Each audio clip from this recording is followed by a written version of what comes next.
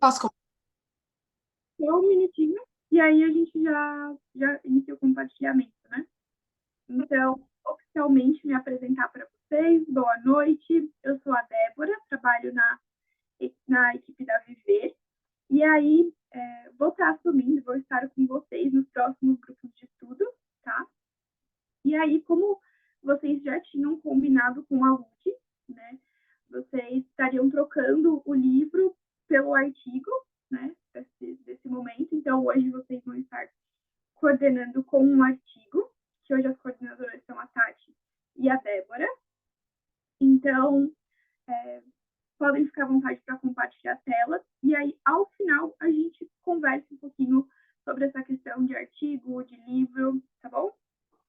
Podem ficar à vontade para iniciar. Combinado. Bom, de início já vou adiantar que não sei se fizemos uma boa escolha de pegar o artigo, mas enfim, conversamos melhor no final. Eu não sei, vocês estão vendo os slides? Que eu nunca compartilhei pelo Zoom. Então, né? Sim. Então, a gente vai falar do artigo da Escola de Milão, que foi o que a gente trabalhou na aula passada, né? O artigo, eu acho que traz mais coisas do que foi falado na aula. Então, a gente tentou dar uma resumida com base no que a gente já sabia, né? Então, deixa eu ver aqui. Opa! Então, primeiro vamos lá, né? Vamos aos fatos históricos, né? Então, começou em 1967, né? Quando Bosco... Olha, gente, de pronúncia eu sou péssima, mas vamos lá, né? O Boscolo e Sequin, não sei, juntaram-se, né, a um grupo de 8 psiquiatras, que eles eram organizados por uma psicanalista infantil, né, em Milão, que é a Maura Selvini Palazzoli. E o propósito do grupo era um tratamento junto com as suas famílias de crianças que possuíam transtornos severos, né?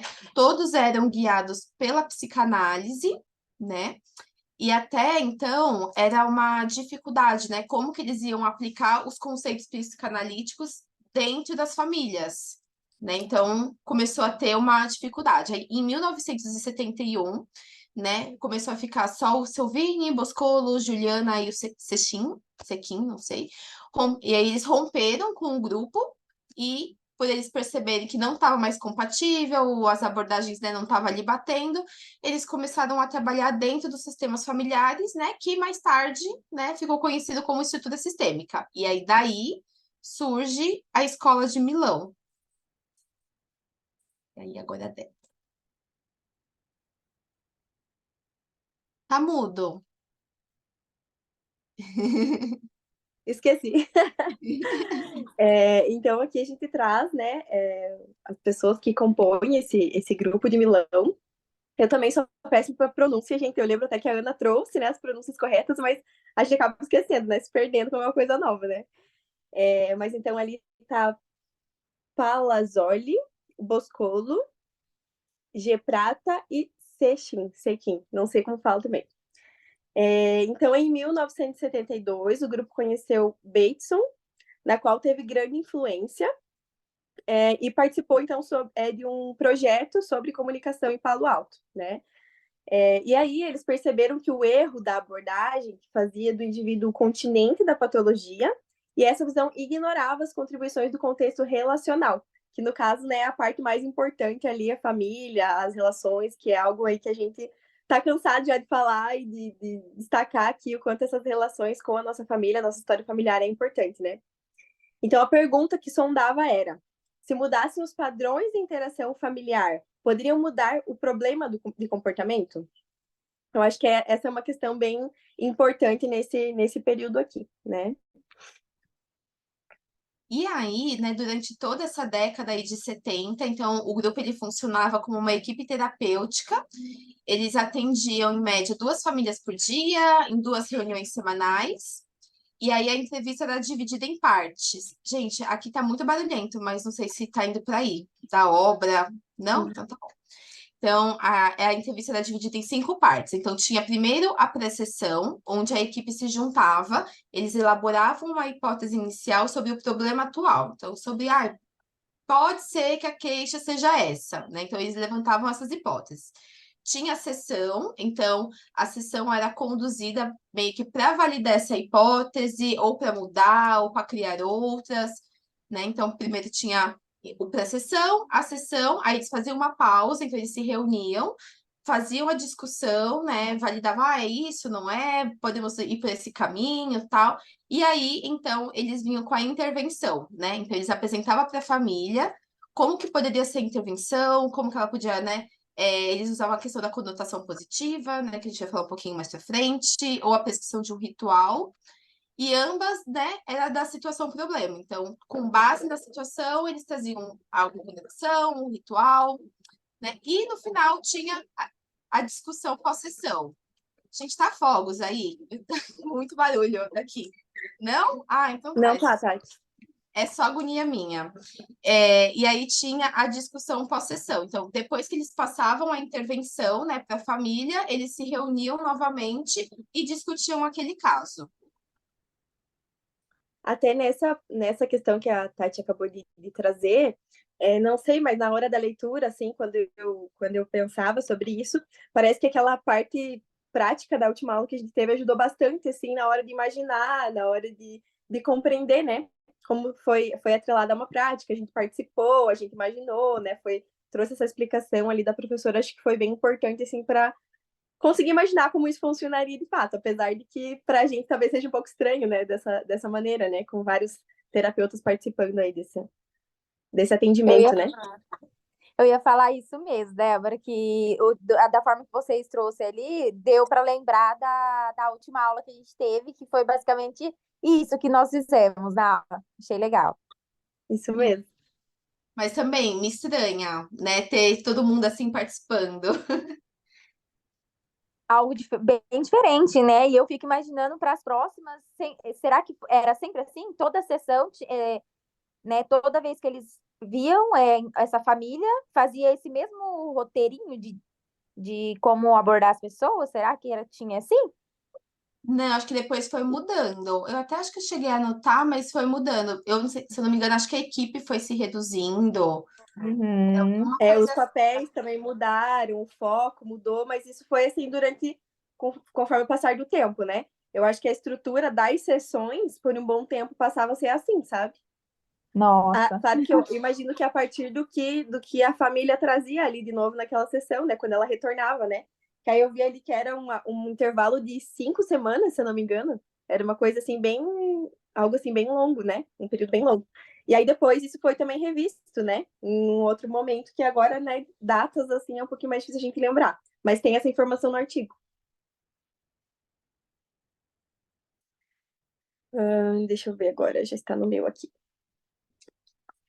Então, o grupo de Milão buscava entender o jogo relacional jogado pela família, para então montar um contrajogo com o objetivo de alcançar a mudança vista pelos terapeutas como necessária. Na prática da terapia, profissionais e familiares juntos formavam o sistema. Então, pelo que eu compreendi, né, gente, pelo menos, os terapeutas faziam parte desse sistema também, não era enxergado somente a família, né, como parte do sistema, mas o terapeuta fazia parte também. Voltaram sua atenção ao sistema terapêutico mais do que ao sistema familiar, ao aplicar o conceito de cibernética à própria cibernética. Passaram a trabalhar, então, com a noção da segunda cibernética. A gente vai falar um pouquinho lá no final sobre a segunda cibernética, mas eu confesso que eu tive um pouco de dificuldade até. Eu sou bem, assim, é bem difícil para mim entender esses conceitos né? Eu acho que também por os conceitos serem muito parecidos, os nomes serem muito parecidos, a gente acaba dando uma perdida, né? Mas a gente vai falar um pouquinho mais sobre a segunda cibernética antes de terminar a apresentação. Sim. A Ana, até na aula, ela chegou a passar um quadrinho, né? Porque tem a Verdade.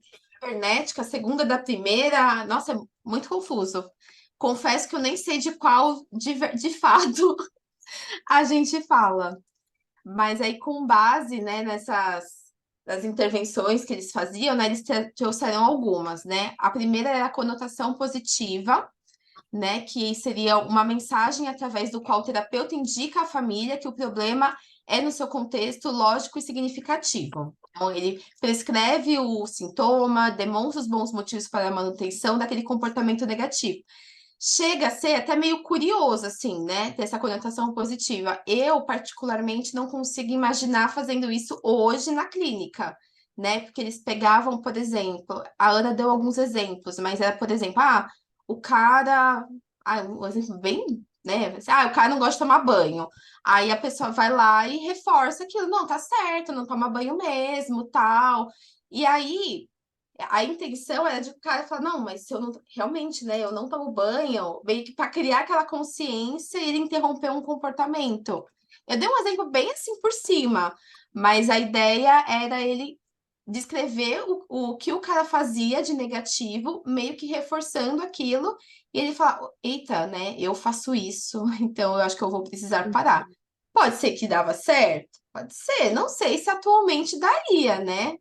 Talvez Eu eu acho que me. é, eu Pode acho que é falar. uma questão assim, que traz bastante risco, né, pro processo terapêutico, né? O terapeuta tem que estar muito certo do que ele está fazendo, né? Mas até a Ana comentou que não é mais utilizado, né? Mas ele tem que Não, estar muito certo do que ele está fazendo para que não traga um prejuízo de fato para esses pacientes, né?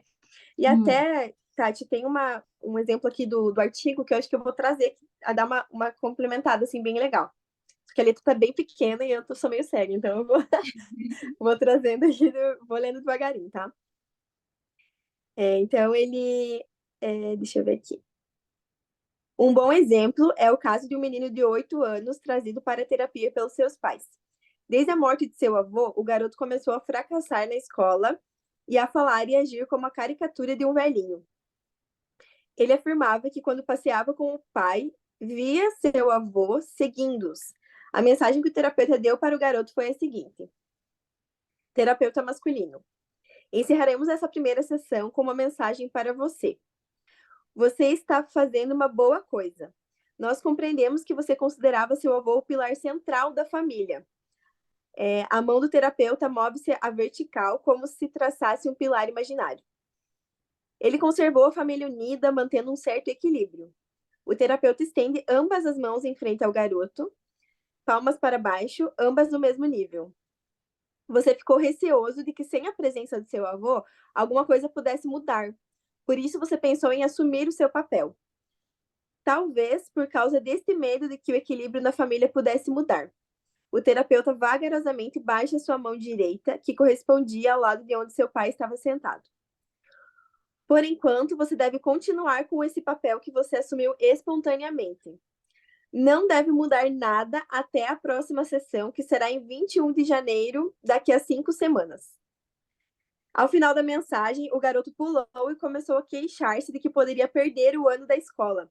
Imediatamente começou a estudar mais e, depois de poucas sessões, desapareceram. Tanto o comportamento do velhinho quanto as alucinações. Então, aqui, né, foi basicamente gerar uma indignação naquele paciente, né? E trazer ali uma coisa assim, não, eu não quero continuar com isso, né? Então eu vou buscar uma outra forma de agir, eu vou por outro caminho que esse terapeuta tá me falando não faz sentido, né? Se for para eu vir aqui e ele dizer para eu manter meu comportamento, então eu faço alguma coisa por mim mesmo. De certa forma, a gente percebe que até traz uma autonomia para aquele paciente, né? Ele é colocado como protagonista mesmo.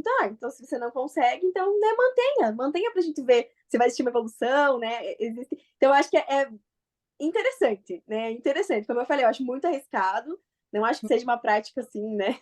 Aconselhável. Mas é interessante que ele traz assim, né, instiga aquela pessoa e traz assim para uma autonomia, para um protagonismo dentro do processo terapêutico também, né? sim.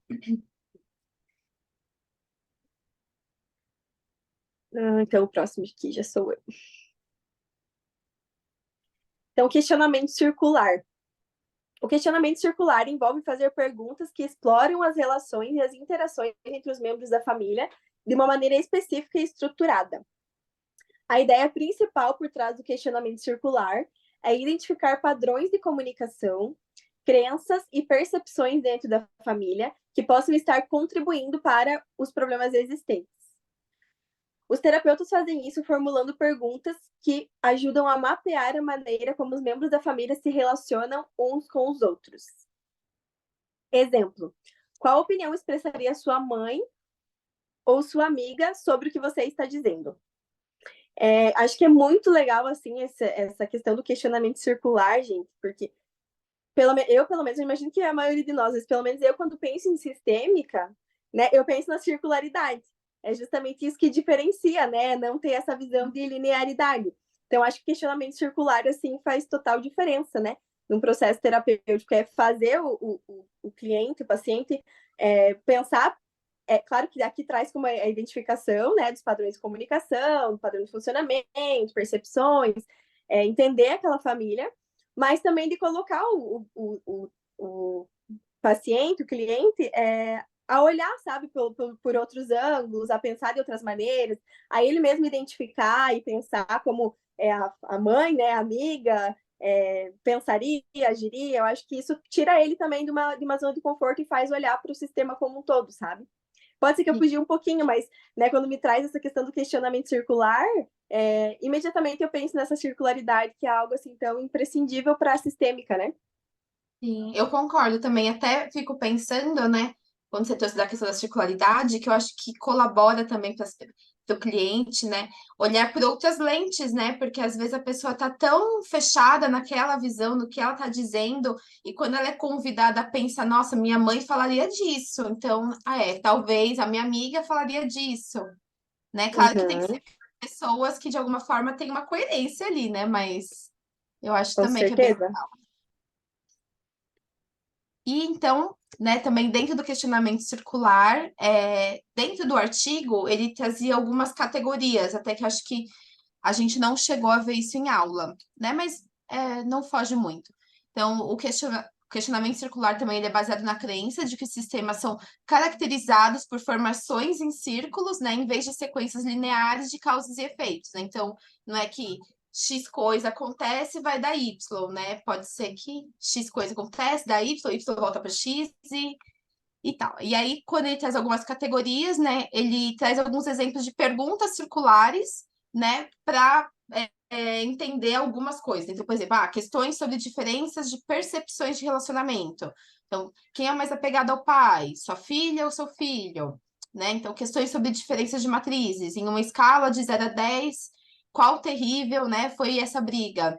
Foi a briga dessa semana. Então, até essa de uma escala de 0 a 10, né, me lembra um pouquinho da TCC, né, que tem aquela. E aí, eu acho que vem muito da sistêmica, né, de pegar um pouquinho mesmo de cada abordagem, né? Então, traz essa questão da escala que eu acho bem legal também. Eu acho que faz a pessoa pensar que às vezes não é tanto assim, né? Às vezes convida a pessoa a refletir.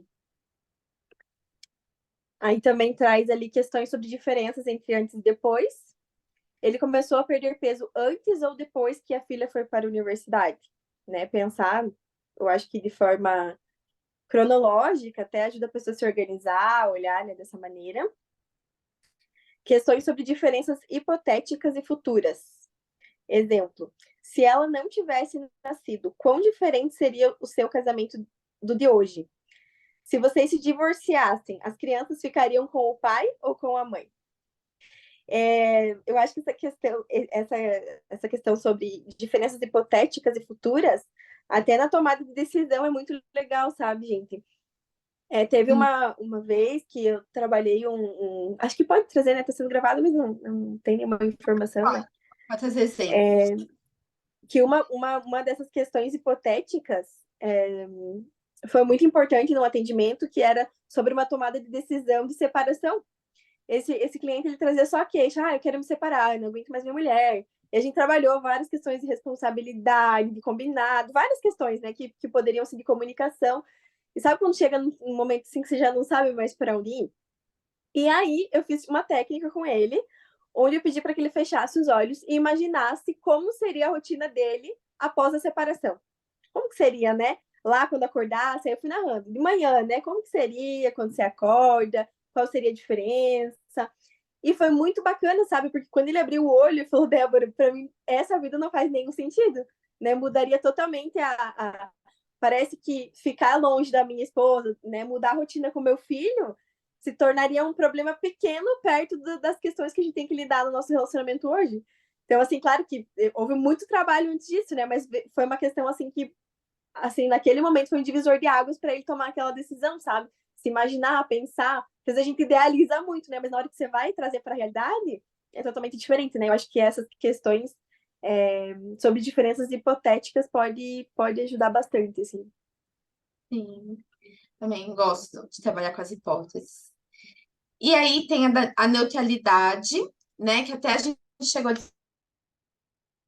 assim, em sala, né, na última aula, perguntando quanto nós psicólogos, né, conseguimos ser neutros, mas no artigo ele traz essa questão da neutralidade, ele traz de uma forma talvez diferente do que a gente discutiu, né, que eu acho que hoje em dia, em alguns termos, em alguns assuntos, né, algumas temáticas, não dá para a gente ser neutro, né, mas quando a gente trabalha em família, né, com famílias, a ideia da neutralidade é que a família, né, não perceba, né, ou não ache que o terapeuta ele tomou partido de alguém, né? Tipo, ai, tá defendendo só a minha mãe, tá defendendo só meu pai, né? Então, é tentar manter essa neutralidade. E o legal do questionamento circular é que as perguntas vão movimentando de um ao outro, né? Então, até mesmo aquela pessoa que é mais quietinha na família, talvez ela tenha que se movimentar mais, que vai ser uma pergunta voltada para ela, que envolve outra pessoa. Acho que é isso também dá uma segurança, né, para ela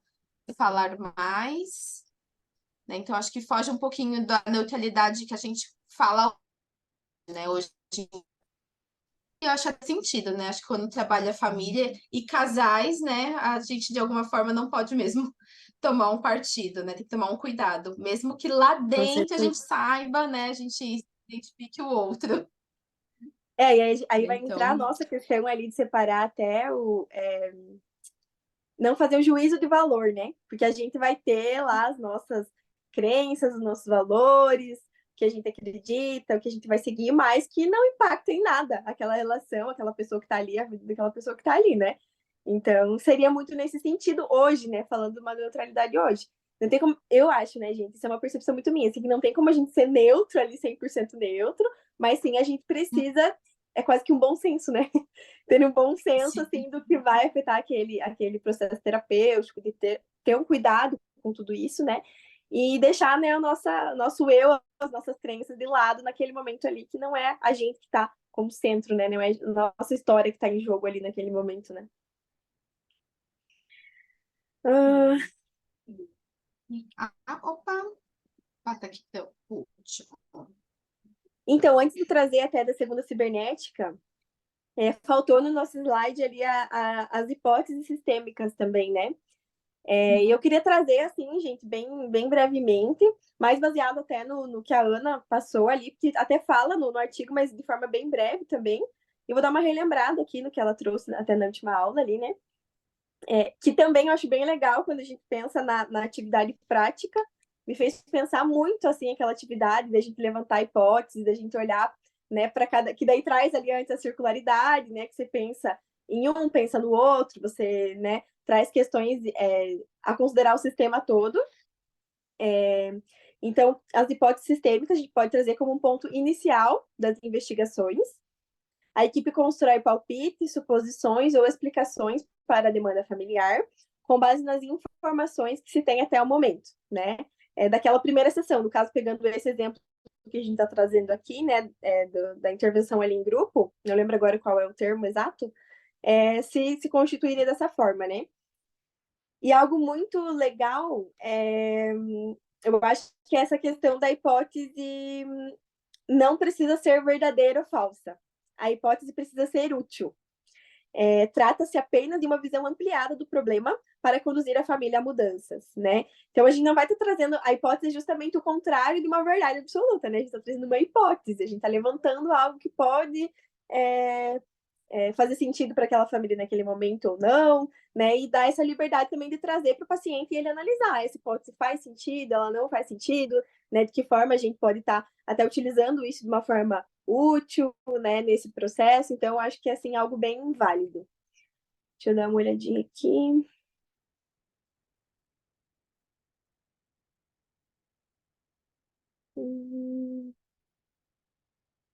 Ai, minha Aí internet aqui até traz. começou. Oi?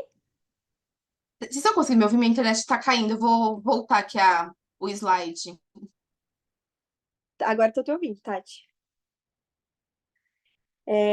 Deixa eu ver aqui, tem uma questão das hipóteses que eu queria te trazer. da importância ali para, né, para levantar essas hipóteses sistêmicas, investigar os rituais familiares, né? A gente falou dos rituais e até a gente trouxe exemplos ali dos nossos rituais familiares, né? Quais são, em qual geração aparecem mais, quem são os protagonistas. Aí traz aqui o exemplo, né, a definição. O ritual familiar são comportamentos repetidos durante um longo período de tempo na história de vida da família. Marcam a nossa história e contribuem na formação de nossa identidade. E aqui traz também alguns tipos de rituais familiares, de passagem, curativos, despedida.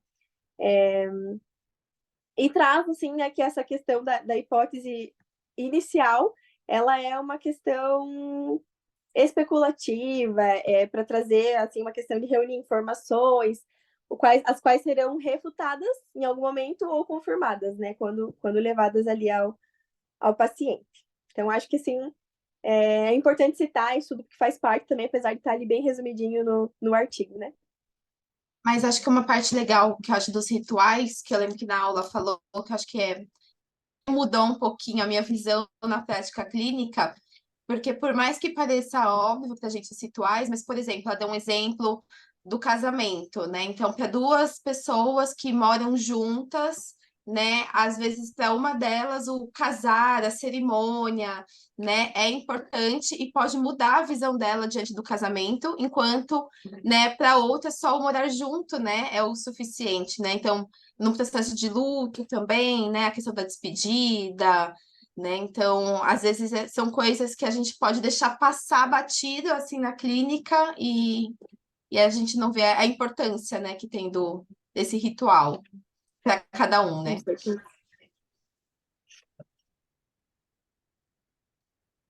Aí começou a cair aqui, amiga, aí não sei se você chegou a falar da hipótese, né, que eu também não, a gente não colocou aqui no slide, que no artigo não Oi? estava das hipóteses, você chegou a falar porque aqui começou a cair. Eu falei, aham. Agora ficou esse ali. Então tá, eu falo aqui da segunda cibernética. Ah, pode ser, tá bom. Aí, então, né, na parte final do artigo, né, fala da questão da segunda cibernética, né, que é onde coloca o sintoma, ele não é o foco, né, ele é apenas para identificar que algo não vai bem na família. O foco, né, agora são as relações e não o sintoma, né, então a pessoa que traz o sintoma. E a pessoa com o sintoma, ela denomina-se como paciente, né, e que costuma ser a pessoa que leva a família para terapia. Né? A gente até costuma brincar, né, que às vezes é a parte mais saudável da família que vai para a terapia, né? E aí, dentro dessa visão, né, não significa que o problema é do paciente, né, mas sim que o problema passa por todos os membros.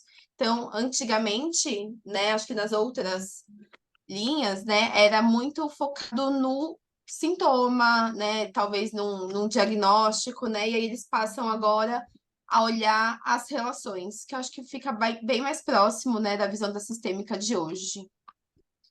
Uhum.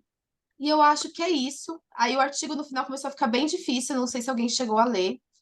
Eu confesso que se não fosse para apresentar, eu não leria até o final, porque eu achei ele bem difícil, né? E casou bastante com as coisas da aula também, que a Ana, né, e que a Luciana depois, na prática, mostrou pra gente. Mas eu acho que assim, né, Tati, como a gente tá tendo essas primeiras percepções, né, da construção, fica um pouquinho mais difícil para a gente entender, né, ainda mais quando os conceitos são bem parecidos, quando repete bastante, né, essa questão da cibernética se confunde toda, primeira cibernética, segunda cibernética, cibernética de segunda ordem, a gente fica meio perdidinha mesmo, né, mas eu acho, né, a minha expectativa é que com o tempo a gente vá aprendendo a diferenciar, né, de tanto ouvir, aparece, né, em diferentes momentos, eu acredito, assim, que com o tempo a gente vai ficando, assim, um pouco mais vai entendendo um pouquinho melhor mesmo a diferença entre elas, né? Mas eu também achei difícil mesmo. Sim, mas eu acho também, né, pelo que eu entendi, que essa questão da cibernética, né, dessas escolas é importante, né, a gente conhecer porque é a base da sistêmica, né, mas no dia a dia, né, são coisinhas que já foram se atualizando, né, ao longo do tempo, né? Exatamente. Isso aqui é bom saber, né, mas eu acho que eu não preciso fazer tanta força, se me cobrar tanto para guardar, né? É verdade. É que Gente, pelo que alguém eu entendi. gostaria de. Opa, Ah, desculpa. Pode falar. Não, eu ia falar que pelo que eu entendi, né, da semana passada e da forma que vocês trazem, né, que vocês trouxeram, também entra a questão de, tipo assim, de ser algo, a história, né, da sistêmica, e depois, né, a gente acho que decide, né, qual linha a gente quer se aprofundar melhor, dentre tantas que a gente vai ver durante a pós, sabe? Acredito que seja isso. Sim, sim, não, eu também acho, até porque tem outras escolas, né? E acho que quando a gente começou essa escola de Milão, parece que a Ana tinha comentado que a gente deveria saber de uma outra escola que vinha antes, né? Não sei se é alguma coisa da estrutura, né? Então talvez eu acho que tá aí a nossa dificuldade também, de fazer alguns ligamentos. Mas acho que é isso, gente. Não sei se vocês querem compartilhar alguma coisa, fazer alguma pergunta. Nossa, Tem alguma fazer... troca? Porque não sei se a gente vai saber responder pergunta. E eu iria perguntar pro pessoal do grupo, o pessoal que leu o artigo, né? Se conseguiu ler alguma parte, como é que foi, se também achou difícil. E como que vocês estão, porque vocês iniciaram esse ano, né, na sistêmica. Então, de fato, é bem recente. E aí a gente entender todos os conceitos, né? E aí eu entendo que, às vezes, um conceito, ele acaba sendo um pouco mais difícil, que a gente precisa de um pouco mais de tempo, construir outros conhecimentos para que a gente possa entender melhor aquele outro. Então, mas eu acho que dá para vocês ficarem tranquilos também, né? São muito recentes na sistêmica. Mas gostaria de ouvir o grupo, como que vocês se sentem também, se vocês se sentem como as meninas comentaram.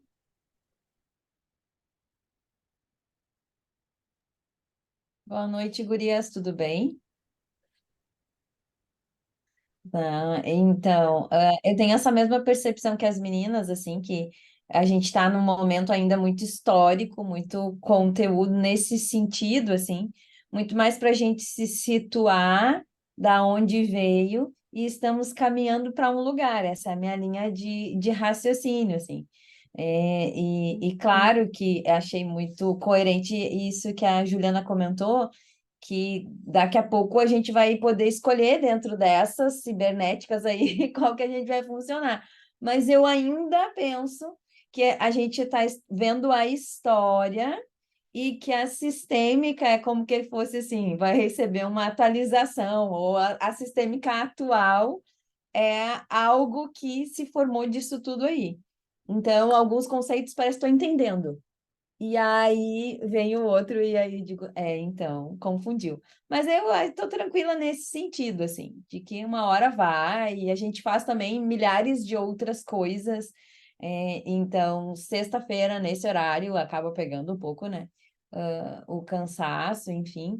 Mas acho que a gente não pode perder a dedicação, mas também não se cobrar tanto assim, né? E vamos lá, sempre juntos. É isso, gurias. Uma coisa que eu Queria- achei legal. Opa, não sei se eu cortei alguém, gente. Não. Pode falar. Desculpa. Não, eu só ia falar que uma coisa que eu achei legal da gente estudar algo referente à aula passada, que por mais que tenha sido difícil ler o artigo, né? Porque a Ana, ela foi resumindo algumas coisas de lá, pegou de outras fontes, né? Mas foi uma oportunidade da gente revisitar a matéria, né? Que talvez se não tivesse esse grupo, passaria batido, né? Então, tanto que algumas coisas que a gente não entendeu, a gente buscou em outros lugares, né? Para a gente conseguir explicar melhor, né? Então, acho que, mesmo que seja difícil, né? Que eu comentei no começo, né? Eu brinquei de não ter sido uma boa escolha, mas pensando bem, foi sim, porque eu acho que é uma oportunidade da gente reforçar o que aprendeu.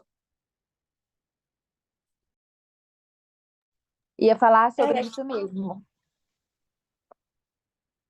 Eu ia falar sobre isso mesmo, Tati, que foi muito bom, assim, ter o artigo, né, para a gente poder é, se situar também e relembrar, sabe?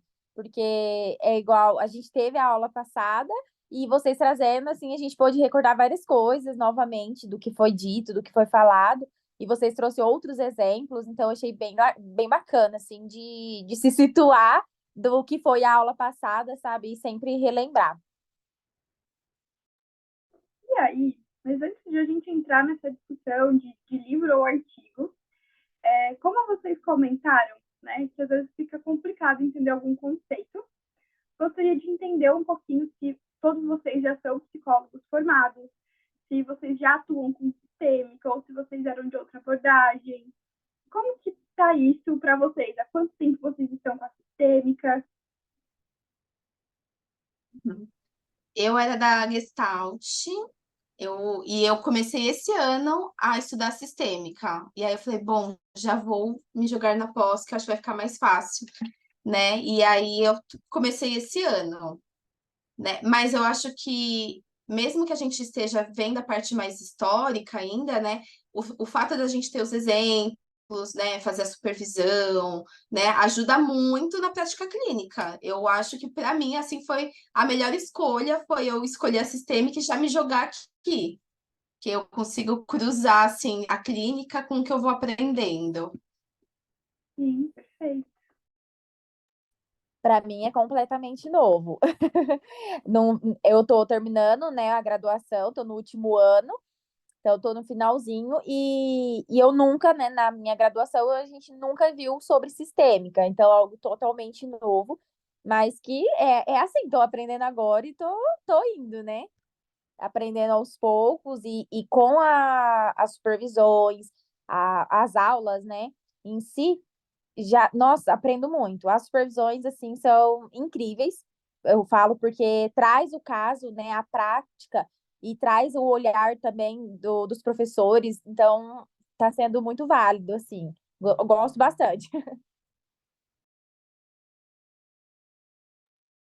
Eu cheguei na sistêmica também agora. Eu sou formada há 12 anos, tá?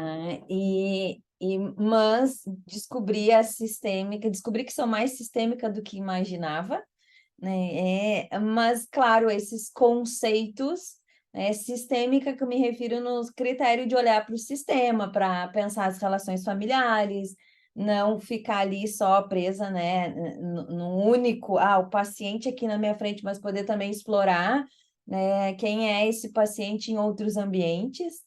Então, isso que eu me refiro, que eu já era sistêmica e nem sabia. E é isso aí. Qual era a sua abordagem antes? A minha abordagem era era integrativa. Eu não tinha uma especialização numa linha teórica. Eu costumo dizer, quando me apresentei, inclusive disse para as gurias, que eu me autodenominava suficientemente boa. Então, ao longo da caminhada, a gente vai formando e vai lendo e vai participando de cursos, né? E aí, então, eu trabalhava assim, o paciente mais ansioso, estudando o caso dele e entendendo algumas técnicas e estratégias que favoreceriam ele naquele momento, né? Mas a minha faculdade, ela foi há 12 anos atrás, né? Predominantemente psicanalítica. Então, né, eu acabei saindo muito, né, dessa fonte da psicanálise, entendendo ali a compreensão psicodinâmica, essa questão toda do paciente. Mas uma linha teórica para chamar de mim agora é a sistêmica. E eu sou pós-graduada em psicologia escolar, eu atuo também há aproximadamente 10, 11 anos na psicologia escolar. Então, divido aí a carga horária entre escola e o consultório, tá? Mas agora eu tenho uma teoria para chamar de minha, uma linha teórica para chamar de minha. Legal, muito bacana. Eu já conhecia a sistêmica há algum tempo, já no que eu me formei, porque durante ali o último ano da graduação, o meu estágio foi na relacional sistêmica, né? Que é uma vertente aí da sistêmica, né? Então eu não conhecia toda essa história que a gente tá tendo acesso hoje, eu não fazia ideia, né? Era bem voltado para relacional sistêmica mesmo.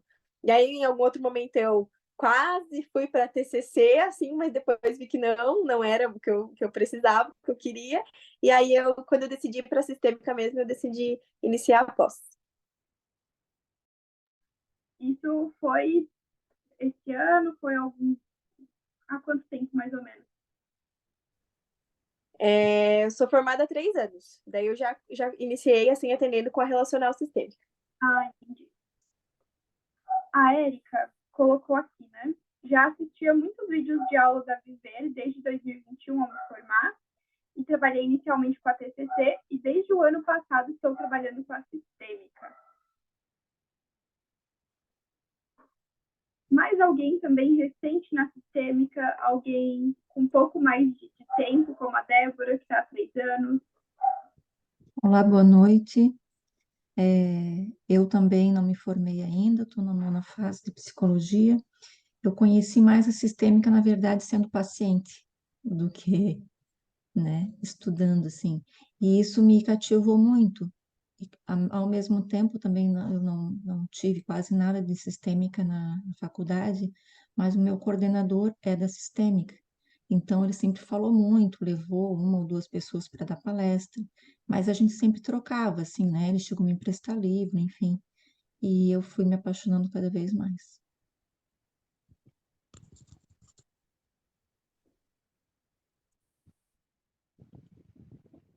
Olá, gente, boa noite. Não sei se está dando para me ouvir. Acho que sim. Vocês me escutam? Sim. Não estou indo. Bom, eu acredito que sim. Bom, gente, boa noite. Eu cheguei um pouquinho atrasada, mas deu para pegar bastante conteúdo. Primeiramente, parabéns aí para as meninas. Quanto à pergunta da Débora, eu entrei na Sistêmica em 2019, fiz um curso de aprimoramento. Eu me formei em 2018, em 2019 eu iniciei um aprimoramento em Sistêmica, porém era uma estrutura bem diferente, então não aprofundava tanto a parte histórica, né? Então eu estou começando aqui a adentrar mesmo, de fato, a Sistêmica por agora, né? Então tenho esse olhar sistêmico, mas eu via que era pouco, né? Era pouco. Então, que bom que a Viver está nos auxiliando a aprofundar ainda mais.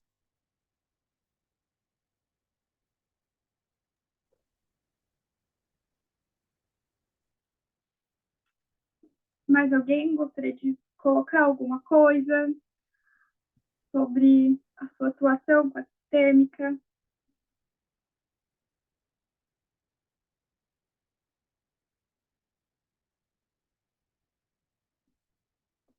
Que é isso, né? O pessoal que gostaria de falar acabou colocando, mas eu fiz essa pergunta para vocês, pensando muito naquilo que vocês trouxeram e que a Aline também falou, né, um pouco, no sentido de que, de modo geral, vocês são pessoas muito recentes na sistêmica e muito recentes estudando e se aprofundando na sistêmica.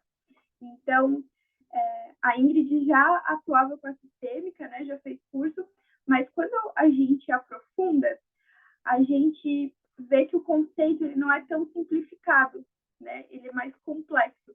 E aí, entender essa complexidade é, de fato, um pouco mais difícil. Mas eu acho que dá para acalmar vocês um pouquinho, né? No sentido de que estão começando agora.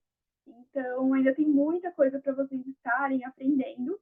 E eu acho que é importante também, claro, a gente entender essa parte histórica, a gente saber de onde vem, de que forma foi construído, isso é muito importante.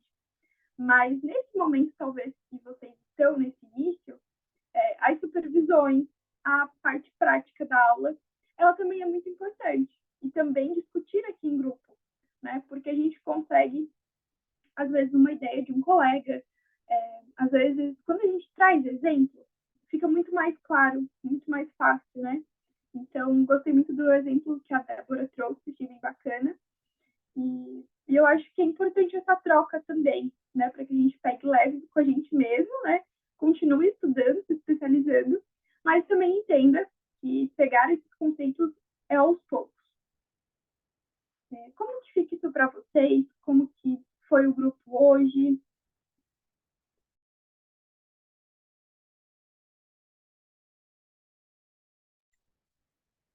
Eu acho que dá, de certa forma, uma acalmada, assim, né? Já era o que a gente imaginava, assim, já tinha parado para pensar sobre isso. Eu já tenho bastante dificuldade, assim, eu mesma, né? Para conceitos, sabe? Para memorizar, assim, sou bem ruinzinha. A prática, ela me ajuda mais, sabe? Os exemplos, as supervisões, né? Então, acho que ter esses 2 pontos acaba equilibrando, ajudando a gente também a não se apavorar para querer saber tudo, né? Então, eu acho que assim, tranquilo, vamos respirando e a gente vai se ajudando. Eu acho que a nossa turma, assim, é uma turma bem participativa, bem legal.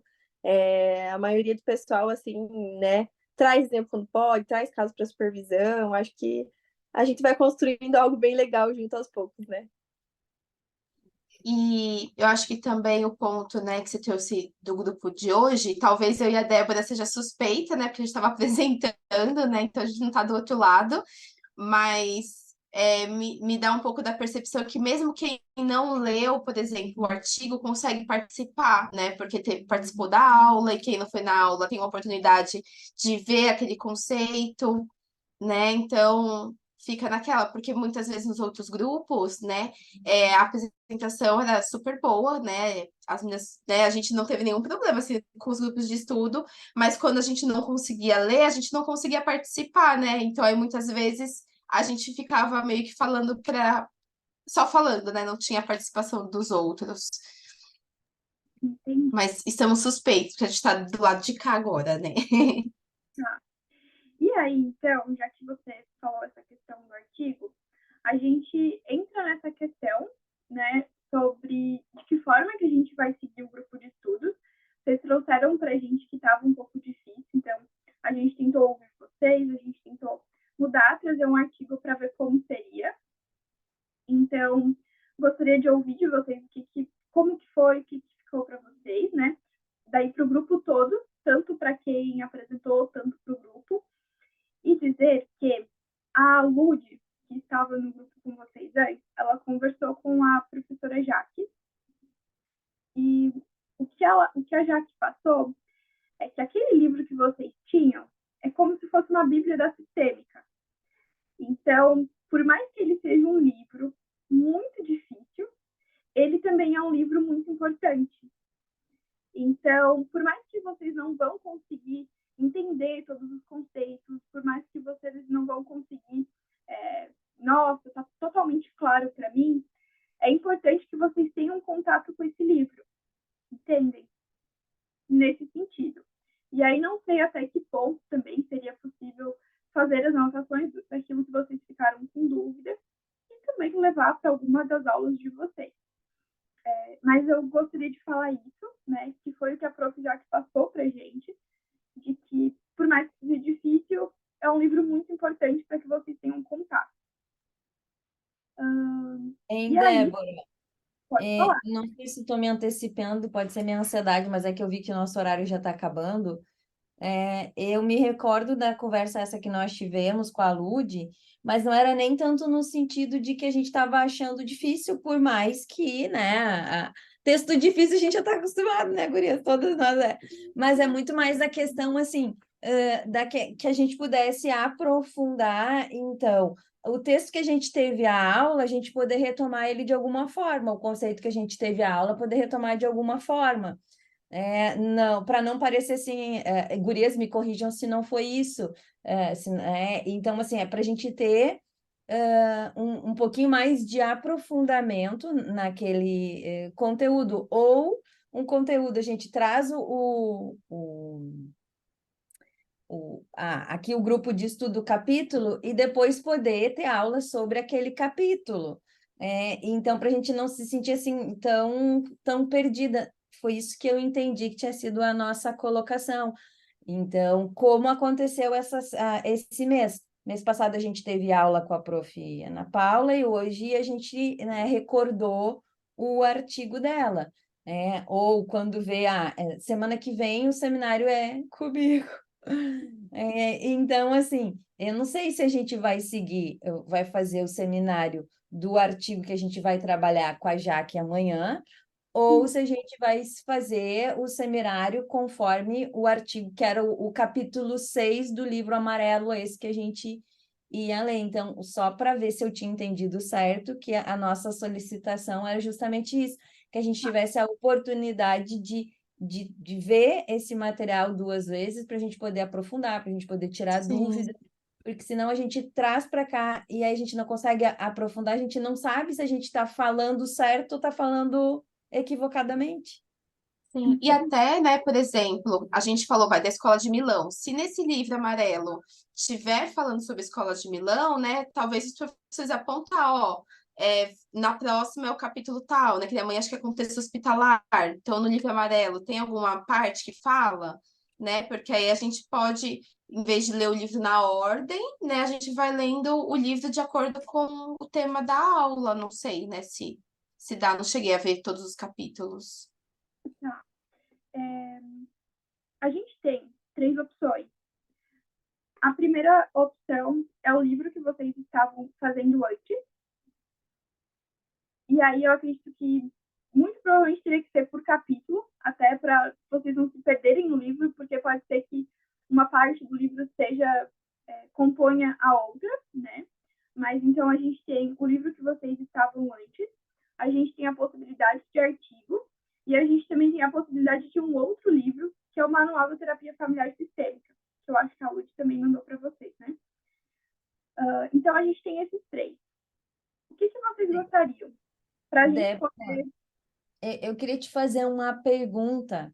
Qual seria a possibilidade, e daí pode ser eu e a minha cabeça mais acostumada, vamos dizer assim, com a faculdade, né? Geralmente a gente inicia, a gente tem um cronograma, vamos dizer assim. Tal dia a gente vai ter tal aula. Então, assim, então lá no início do semestre a gente recebe aquele cronograma e aí a gente vai se guiando, né? No dia tal vai ser tal aula. Então, quando a gente consegue ter essa informação, a gente pode ter, né, até um tempo um pouco maior, até para procurar se lá no livro amarelo tem a hospitalar ou não. Então, também se a gente pudesse ter já quais serão as aulas, se a gente pode se guiar por algum, né, cronograma, aquela coisa toda, e aí também facilitaria para a gente correr atrás também do material. É que eu, no meu tempo de faculdade, a gente já recebia isso. Então, a gente chegava lá na aula, a gente já sabia. Tal dia nós vamos falar sobre tal assunto, então o professor ou já pedia para a gente pesquisar antes e levar uma ideia ampla, ou a gente já tinha um material para a gente ir acompanhando, então a gente não ficava tão assim, não li nada sobre, né? E da onde está vindo isso? Como que eu vou acompanhar? Então, essa é minha necessidade, mas se não der tudo bem, eu me adapto. Só preciso de um tempo mais. Até então, a gente geralmente faz o cronograma por semestre. Então, vocês têm ali o cronograma de vocês até dezembro, né? Que está lá na descrição do grupo de vocês. E aí, a cada semestre, a gente vai atualizando e coloca o cronograma daquele semestre. Mas o que vocês gostariam? Porque a gente precisa, a prof já entrou, a prof Daniela já entrou, então a gente precisa estar decidindo se vai ser um artigo, se a gente vai retomar o livro, se a gente vai iniciar um outro livro. Bom, eu, assim, casando um pouco aqui com o que a Aline falou, não há problema em permanecer com o livro. Acho que o que a gente tinha colocado em questão anteriormente não era nem a questão da dificuldade do livro, era só esse casamento das coisas. Então, por mim, esse livro continua, e se houvesse essa possibilidade do casamento, né, como aconteceu hoje, olha, a aula passada foi X e hoje o estudo foi basicamente uma extensão da aula, ou uma pré-aula, né, se os capítulos estiverem com esse casamento, facilitaria mais para a compreensão do grupo de estudo. Então, pelo que eu entendi, porque eu não sei, eu não cheguei a ver o livro de vocês anterior, mas eu não vou saber dizer se ele vai ter tudo aquilo que vocês dá conteúdo das aulas, né? Por exemplo, amanhã vai ser psicologia hospitalar. Então, eu não sei se nesse livro vai ter psicologia hospitalar. Então, pelo que eu entendi, vocês preferem continuar com o artigo ou o capítulo de algum livro que tenha relação com a aula. É isso?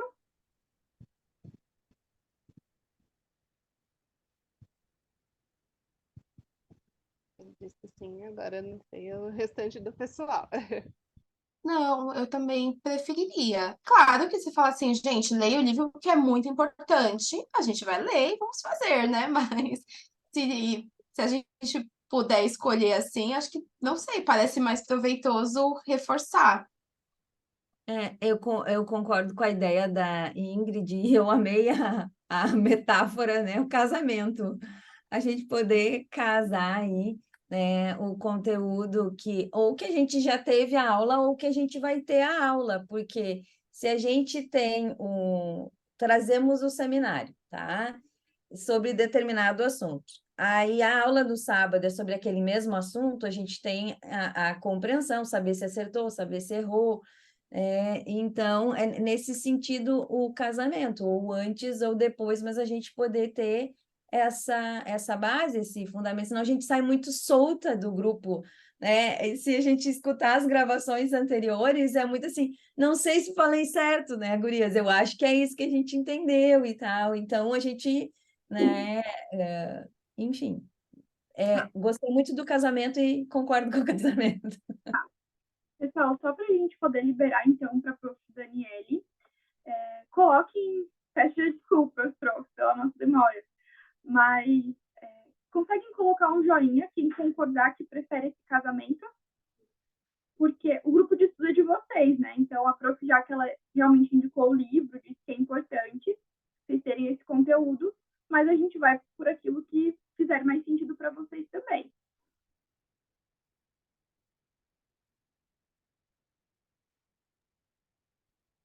Eu não estou conseguindo, mas eu aprovo o casamento. Beleza.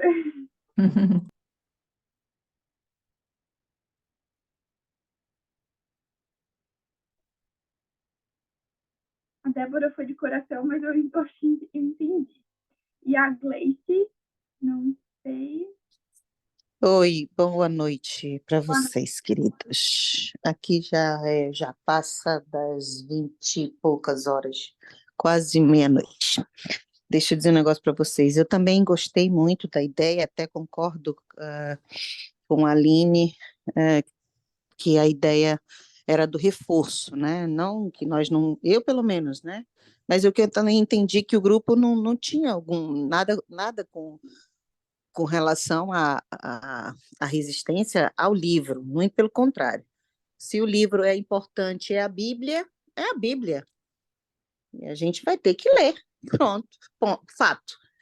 Agora, a questão é que eu endosso junto com as meninas, porque, como todas nós, não tivemos essa base estruturada para receber todo esse conteúdo em pós-graduação. Né? Meninas, também, se eu estiver falando uma besteira, por favor, fiquem à vontade. Mas, para mim,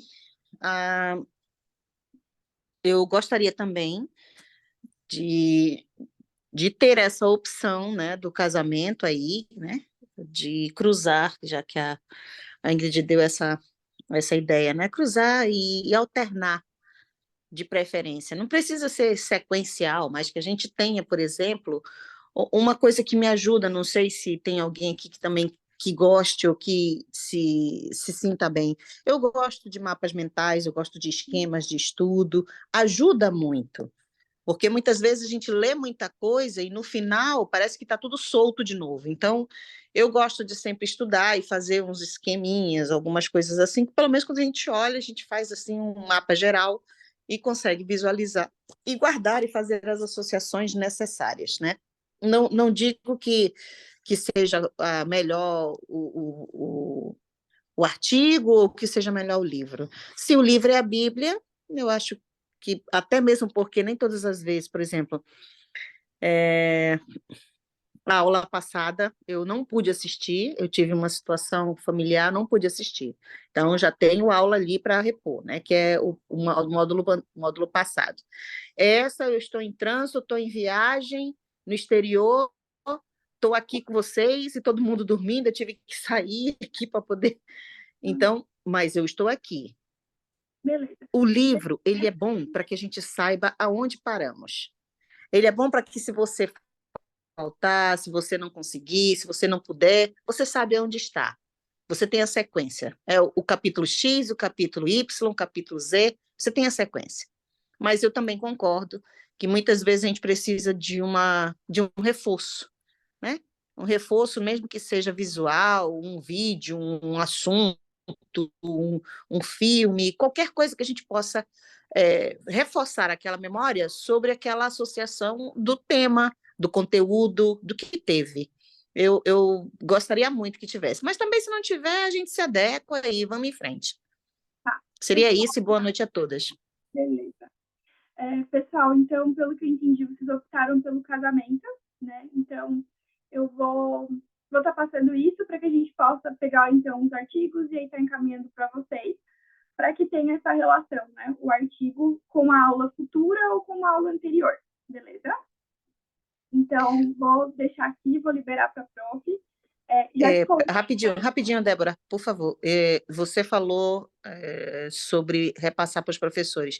Se você puder colocar no chat as opções 1, 2 e 3 que você deu, a gente vai lá com OK, e aí você tem um número para isso, para também não ficar tão solto.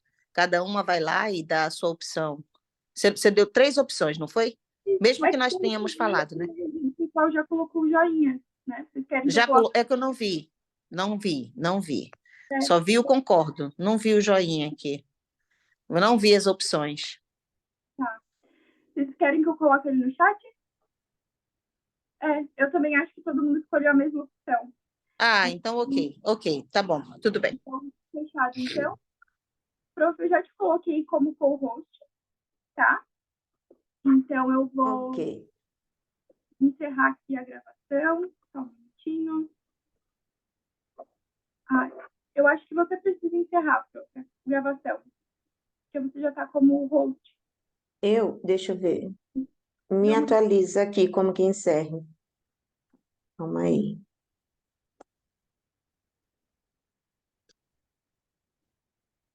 Cadê? Débora, me atualiza.